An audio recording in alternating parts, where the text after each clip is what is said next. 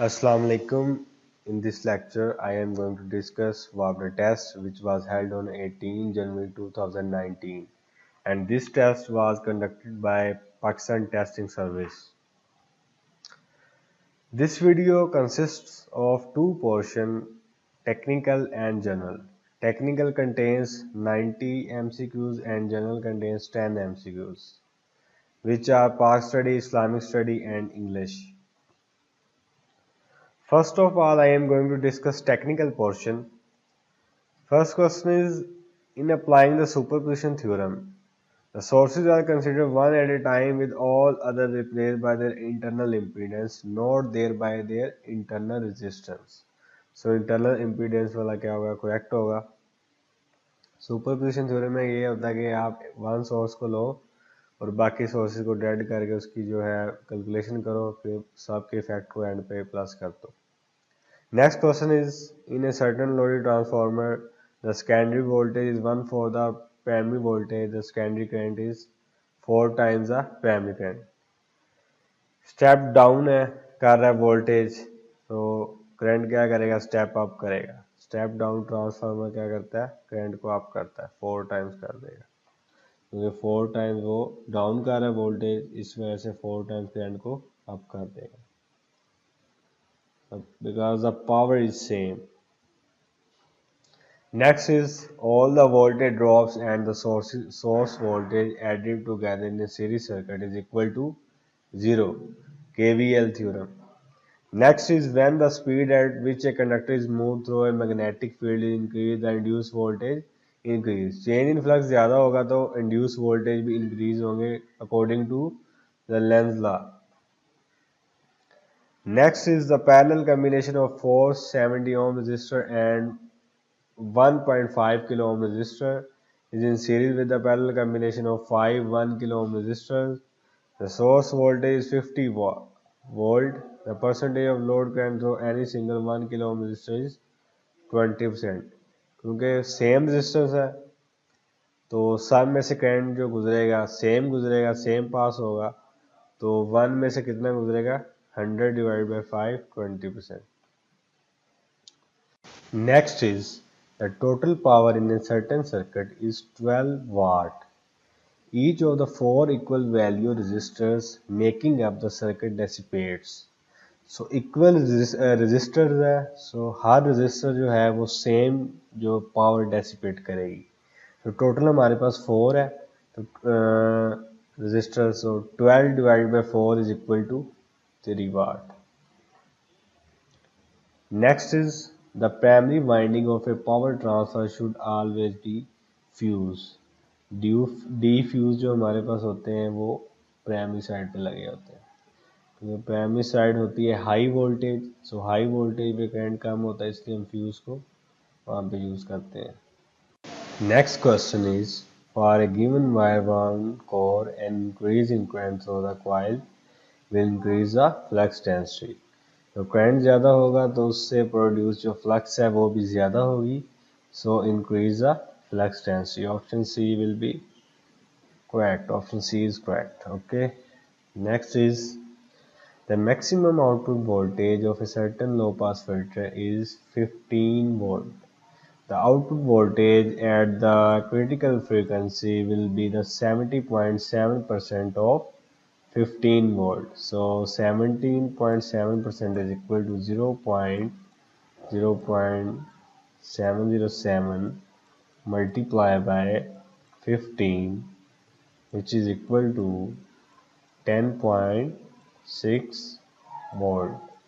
So option C is correct.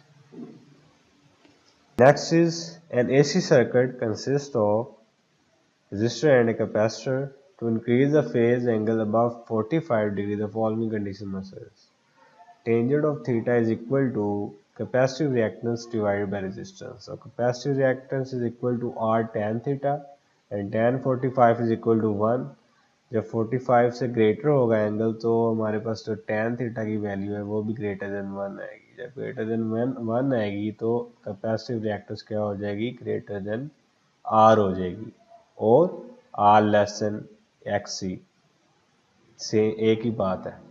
So option c will be correct. Next question is the induced voltage across a coil with 250 turns that is located in a magnetic field that is changing at a rate of 8 Weber per second is, according to Lenz's law, voltage induced is equal to the number of turns multiplied by change of flux with respect to time. So number of turns is equal to 250 multiplied by जो change of flux with respect to time वो कितना 8 है. So 250 multiplied by 8 is equal to 2000 volt. So B is the answer. And next is 68 ohm resistor is connected across the terminals of a 3-volt battery. The power dissipation of the resistor is, so power dissipation होगी V square over R. V series है तो three का square divided by R which is equal to 68. So three का square 9 over 68 is equal to 0.132 is equal to 132 millivolt. So A is correct. Next is when the current through the coil of an electromagnet reverse, the direction of magnetic field will also reverse. So option is A. A is correct. Next is if a 24 volt and 6 volt battery are series opposing, the total voltage is 24 minus 6 which is equal to 18 volt. Simple questions. Next is a half watt is equal to how many milliwatts. These are basic questions जो कि India.big से है. India.big से तकरीबन जो है 42 question है जो पेपर में आए थे लास्ट में वापटा में. तो a half watt is equal to how many milliwatt. 1/2 is equal to 0.5. हम इसको कन्वर्ट करना चाहते हैं मिली वाट में तो क्या करेंगे मल्टीप्लाई बाय 1000 कर देंगे तो ये हमारे पास आ जाएगा 500 milliwatt. Next is a two terminal variable resistor known as a rheostat.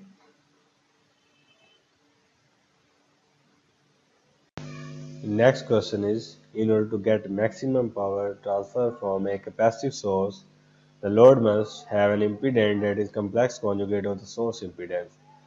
हमारे पास जो सोर्स है वो किस फॉर्म में है, कम्प्लेक्स फॉर्म में है. जो हमारे पास लोड होना चाहिए वो क्या होना चाहिए, complex conjugate for maximum power transfer theorem. In case of जो रियल नंबर यानी कि रजिस्टर अगर मौजूद हो तो फिर जो लोड रेजिस्टेंस इक्वल टू होती है source resistance for maximum power transfer.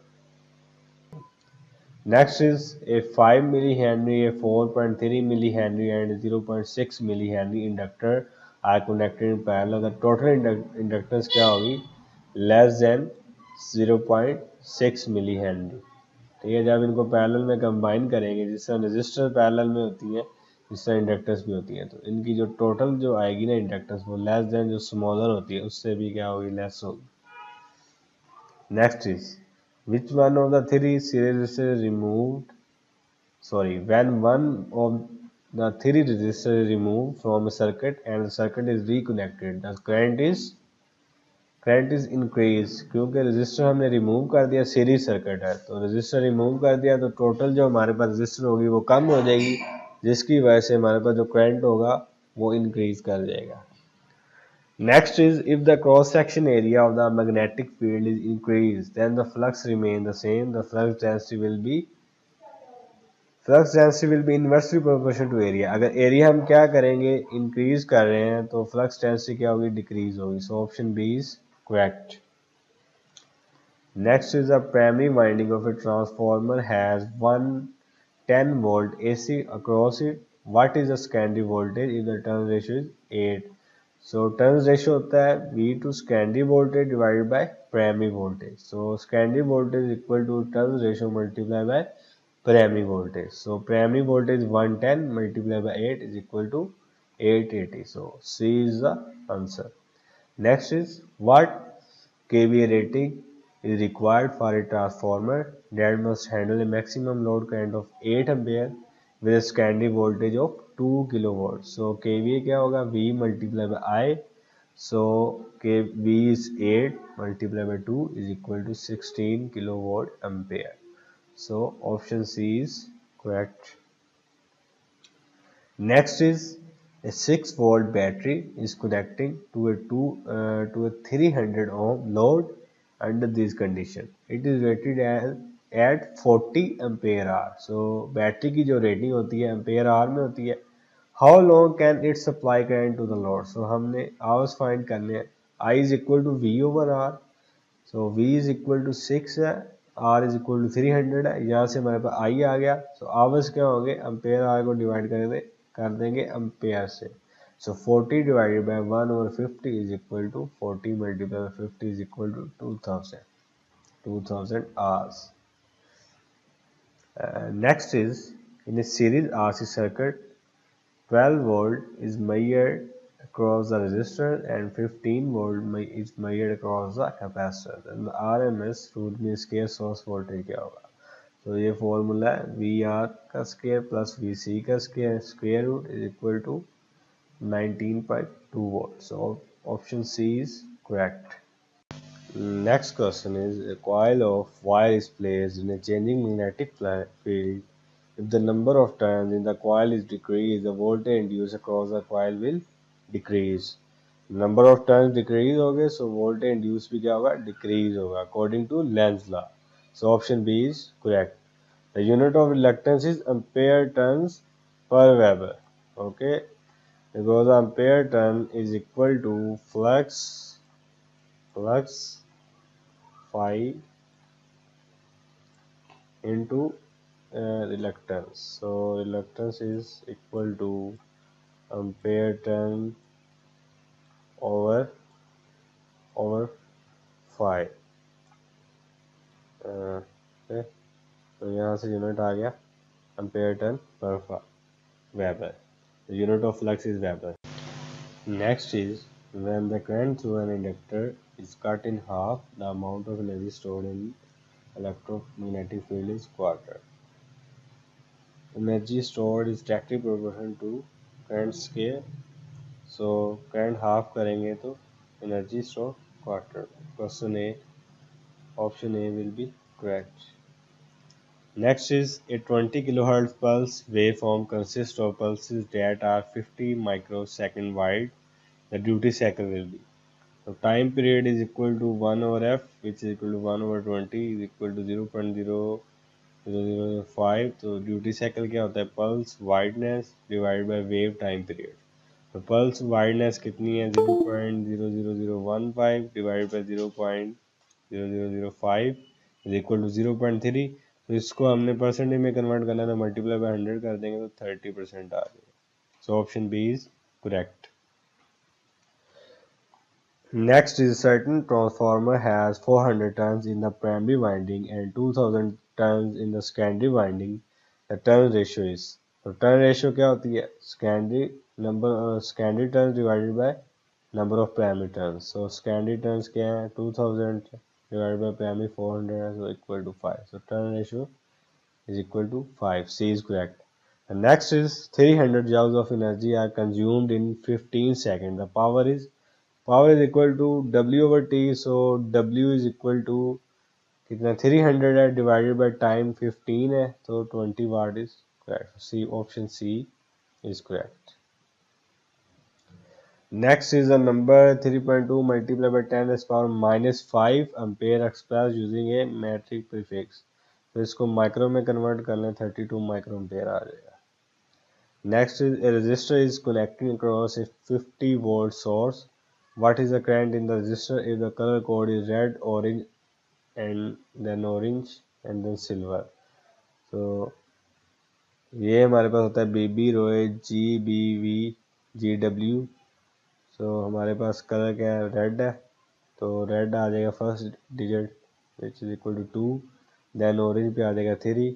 Then number of zeros होते हैं, तो नंबर ऑफ जीरो ऑरेंज है, 3 आ जाएंगे नंबर ऑफ जीरो. सो 23,000 हमारे पास रजिस्टर आ जाएगी. अब हम वैल्यू फाइंड करते हैं आई की. So I is equal to V over R. V है 50 है, रजिस्टेंस 23 किलो है. सो हमारे पास जो करंट की वैल्यू आ जाएगी 2.17. approximately equal to 2.2 ampere. So B is correct. Next is a resistor is connecting across a 50-volt source. What is the current in the resistor? If the color code is red, orange, ये repeat हो गया question. Next is approximately how many milliamperes of current flow through a circuit with a 40-volt source and 6.8 kilo ohm resistor. So यहाँ पे ampere हमने निकालना है. So ampere is equal to 40 divided by 6.8, which is equal to 5.9 milliampere. तो simple ओम law apply होता है यहाँ पे. Next is when a 4 resistor is connected in series with 3 resistors, then the total resistance will increase. तो series में हम add कर रहे हैं, इससे टोटल रेजिस्टेंस क्या होगी? इंक्रीज होगी, क्योंकि ऐड हो जाएगी रेजिस्टेंस सीरीज में. Next is a string of 5 series resistors is connected across a 6 volt battery. 0 voltage is measured across all resistors except R3. 0 volt का क्या मतलब है कि वो जितनी भी जो 4 रेजिस्टेंस है वो क्या शॉर्ट है एक्सेप्ट R3. सो जो जितने भी वोल्टेज होंगे पीयर वो किसके क्रॉस होंगे? R3 के. जितने भी सोर्स वोल्ट है 6 volt, so 6 volt is across R3. So C is the answer. Next is a certain series circuit consists of 1 over 8 watt resistor and 1 over 4 watt resistor and 1 over 2 watt resistor. The total resistance जो है हमारे पास कितनी है? 1200 ohm है. If each resistor is operating in the circuit at maximum power dissipation, the total current flow is. तो इसकी जो है एक्सप्लेनेशन बताई हुई कि टोटल पहले पावर कैलकुलेट कर लो, तीनों को ऐड करके वो 7 over 8 आ जाएगी. फिर power is equal to I square R होता है, यहाँ से आई की वैल्यू आ जाएगी square root P over R. तो P is equal to 7 over 8 है, आर 1200 है. यहाँ पे इसकी वैल्यू पुट करो पी और आर की इस फॉर्मूले में. सो आई की वैल्यू आ जाएगी 27 मिलियन. तो option A is correct. Next is the output of a certain voltage divider is 12 volt with no load. When a load is connected, the output voltage decrease. Load connect किया तो कोई voltage drop होगा उसके cross, तो output हमारे पास क्या आएगी? Decrease हो जाएगी. Next is the winding resistance of A coil can be increase by increasing the number of turns और यूजिंग थिनर वायर. रेजिस्टेंस जो होता है डायरेक्टली प्रोपोर्शनल टू होती है लेंथ के एंड इन्वर्सली होती है एरिया के. अगर हम एरिया को कम करें या हम लेंथ को बढ़ाएं तो फिर क्या होगी? रेजिस्टेंस इंक्रीज होगी. यहाँ पे हम क्या कर रहे हैं? नंबर ऑफ टर्न्स का मतलब ज़्यादा करने का मतलब लेंथ इंक्रीज हो रही है और थिनर वायर जो है मतलब एरिया क्या हो रहा है? कम हो रहा है. तो इन दोनों वेज में जो है हमारे पास जो रेजिस्टेंस है वो क्या हो रही है? इंक्रीज हो रही है. Next is when the current through an inductor decrease, the amount of energy stored in the electromagnetic field is decrease. Option B is correct. Current decrease हो रहा है तो अमाउंट ऑफ एनर्जी स्टोर जो होती है वो डायरेक्टली प्रोपोर्शनल टू होती है स्केयर ऑफ द करंट के. जब करंट डिक्रीज करेंगे तो जो स्टोर एनर्जी है वो भी क्या होगी? डिक्रीज होगी. तो option B is correct. Option B is correct. Next is when the frequency of the source voltage decreases, the impedance of a parallel RC circuit is increase. अच्छा, हम फ्रीक्वेंसी को इंक्रीज कर रहे हैं तो XC जो होगा ना, XC इनवर्सली प्रोपोर्शन टू होता है 1 ओवर फ्रीक्वेंसी के. जब फ्रीक्वेंसी हम डिक्रीज कर रहे हैं तो XC क्या होगा? इंक्रीज होगा. XC जब इंक्रीज होगा तो जो हमारी टोटल इम्पीडेंस वो भी क्या होगी? इंक्रीज होगी. Next question is, in a certain series resonant circuit, voltage across capacitor is 125 volt and voltage across inductor is also 125 volt. तो दोनों एक दूसरे के इफेक्ट को कैंसिल कर देंगे. जो हमारे पास सर्किट में वोल्टेज रह जाएंगे वो रह जाएंगे voltage cross resistor which is equal to source voltage. तो सोर्स वोल्टेज क्या होंगे? 40 volt. D is correct. Next is in a certain transformer the input power to the primary is 120 watt, and if 8.5 watt are lost to the winding resistance, then what is the output power to the load, neglecting any other issue. So output power यहाँ पे क्या आ जाएगा जी? Output power, ये voltage नहीं, यहाँ पे आ जाएगा P. P is equal to input minus loss, so input 120 है, माइनस लॉस कर दें 8.5 तो 111.5 आ जाएगा, सो सी इज करेक्ट। यहाँ तक हमने डिस्कस किए थे इंडिया डॉट बिग से जो एमसीक्यू से। आगे जो हम डिस्कस करने जा रहे हैं वो है हाई वोल्टेज इंजीनियरिंग हांडा के chapter. So first question is dielectric strength in case of mica can be expected to be more than 500 kilovolt per millimeter. Next is all of the following dielectric materials are preferred for high voltage frequency application except butyl rubber. Next is polar dielectrics are normally used for DC and power frequency. Option C. Next is which of the following is a polar dielectric? So nylon is a polar dielectric. Option C. Option C. ये C था, ये बुटाई rubber था और ये 500. Next is the impurity in liquid dielectric which has significant effect in reducing the breakdown strength is moisture. Option C. A good dielectric should have all the following property except high dielectric loss कहीं भी नहीं होना चाहिए, efficiency maximum होनी चाहिए, so C answer. Next is the variety of paper use for insulation purpose is graph paper. Next is corona effect can be identified by faint violet glow, P. Next is Van de Graaff generator are useful for very high voltage and low current applications. Option A. Next in Van de Graaff generators, output voltage is controlled by controlling the corona source voltage. Option A. A Tesla coil is a high frequency resonant transformer. Next ये question आया तो नहीं था 2019 में, लेकिन ये question 2018 में आया था। Switching surge is a short duration transient voltage.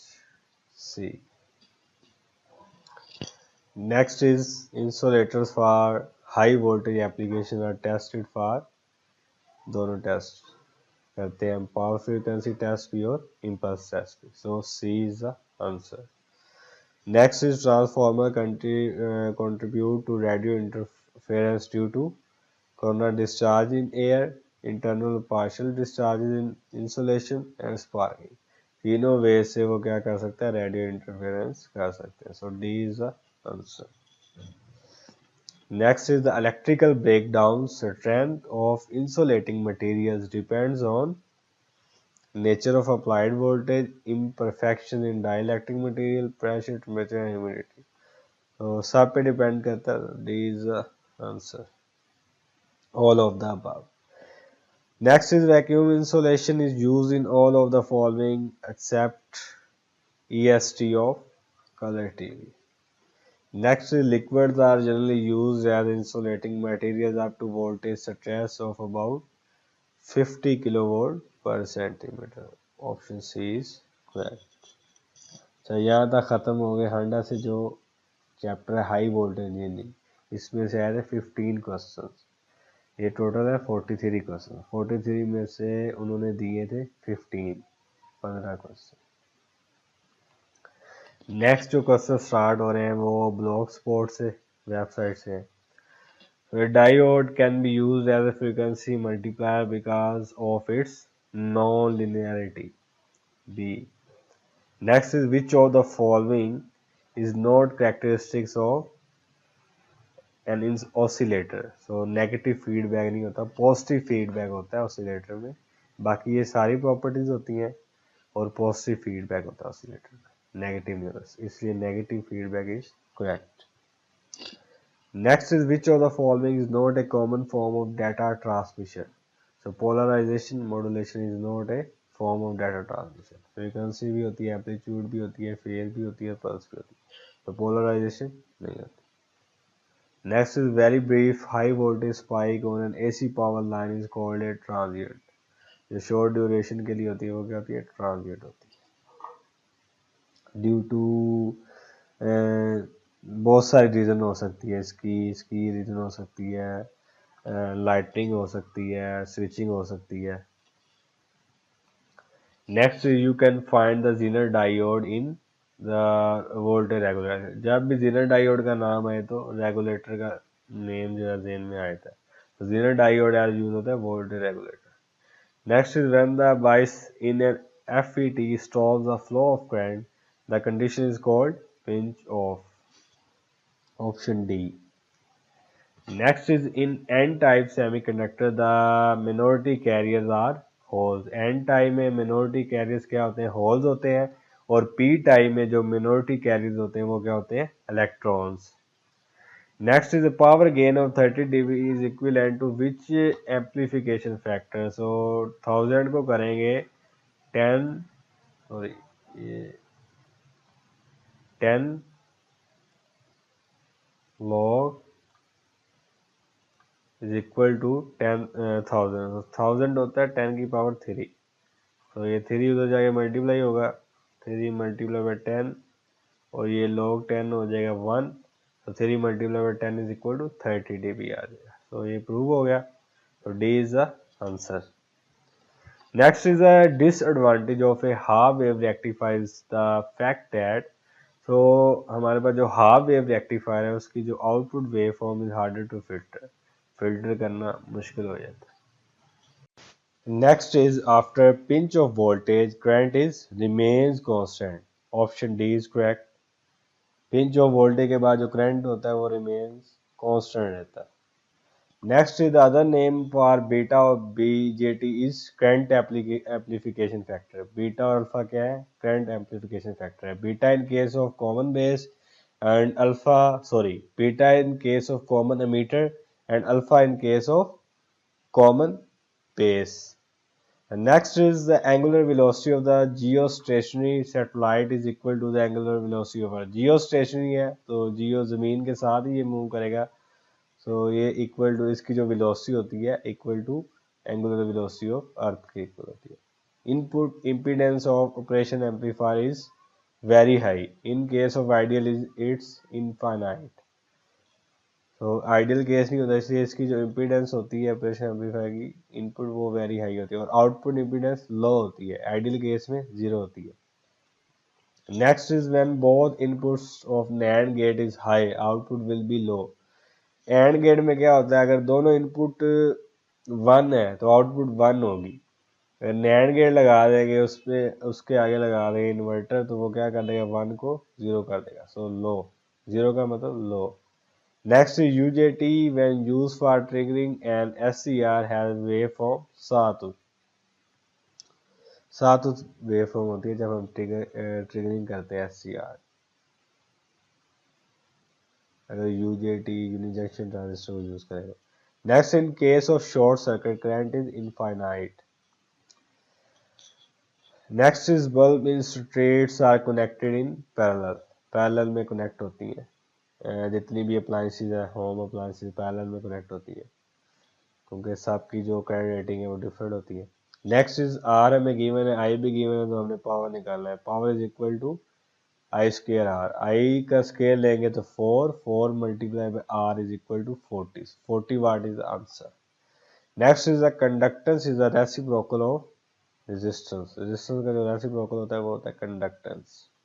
Next is the motor use in a ceiling fan is permanent capacitor type. ये भी हंडा से है, ये भी हंडा से था, तो परमानेंट कैपेसिटर टाइप यूज करते हैं fan. Next is voltage drop क्या होता है, basically potential difference between 2 points. Next is three basic quantities of electrical, कौन कौन सी है, VIR जो कि ओम लॉ के रिलेटेड है। Next is the root mean square value load phase voltage is 141.4। अच्छा ये ना स्टेटमेंट पूरी गिवन नहीं थी, इसका जो आंसर था मेरे ख्याल 141 कब होगा, जब 200 वोल्ट होंगे तो फिर इसका जो हम RMS निकालेंगे तो 141.4 होगा। ये भी स्टेटमेंट पूरी नहीं गिवन थी। If the DC bus voltage Vd is 300 volt, the power consumed by three phase load is 3 kilowatt.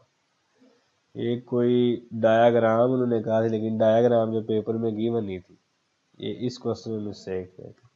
Next is resistance of 50 kilo ohm has a conductance of, so conductance क्या होगी 1 over resistance reciprocal होती है, ऊपर भी हमने ये question किया तो 1 over 50 is equal to 0.2 milli siemens. So conductance का जो यूनिट है वो क्या है, siemens. Next which of the following is incorrect, so 1 joule is equal होता है 1 newton meter, not the newton पर मीटर, सो ये इनकरेक्ट होगा। Next is electromotive force is provided by an electric current, so electromotive force किससे provide होती है, electric current से। Next is in order that work may be done a supply of energy is required, तो work करने के लिए हमें दो चीज़ें चाहिए, फोर्स एनर्जी और डिस्टेंस, सो एनर्जी जो है रिक्वायर होती है वर्क के लिए। Unit of resistivity is ohm meter, resistivity का यूनिट है ohm meter. Next is 240 volt 60 watt lamp has a working resistance of, तो यहाँ से आप निकालो रेजिस्टेंस, तो रेजिस्टेंस क्या होगी V square over P, so V square लेंगे ओवर 60 करेंगे तो क्या आ जाएगा 960 ohm. Next is beta cut off frequency is a particular frequency that occurs when the common emitter current gain value drops to 0.707 of its low frequency value। सो ये हमारे पास है, ये दोबारा बनाते हैं, ये हमारे पास फ्रीक्वेंसी है, तो ये हमारे पास जो होती है ये होती है बीटा फ्रीक्वेंसी, ये होती है 70.7% ऑफ हाईएस्ट जो फ्रीक्वेंसी होती है। Next is general portion, so first question is मोजे कोसर इज रिटन बाय, बुक ये मोजे कोसर किसने लिखी थी, शेख मोहम्मद इकराम ने। Next is oldest city of Pakistan कौन सा है, मुल्तान है। Next is highest peak in Himalaya is Nanga Parbat. Next is Shimla deputation हुआ था 1 अक्टूबर 1906 में। नेक्स्ट इज ज़कात ऑन सिल्वर कितनी होती है 52.5 तोला। नेक्स्ट इज रोज़ा रसूल इज मस्जिद नबवी में है। नेक्स्ट इज बिब्लियोफाइल, स्पेलिंग आए थे जिसको करेक्ट करना था, करेक्ट स्पेलिंग इज ये BIBLIOPHIL। Next question zigzag means curve path. Next जो हमारे पास दो सेंटेंस करेक्शन आई थी, do you want juice of water and sun shines in the sky, ये नेचुरल प्रोसेस जो डिस्क्राइब कर रहा है तो प्रेजेंट इंडेफिनिट टेंस यूज होगा। 4 क्वेश्चंस आए थे इंग्लिश में से। So that's all from this lecture. If you like our video, then click on like button and subscribe our channel for our incoming new videos. Thank you so much.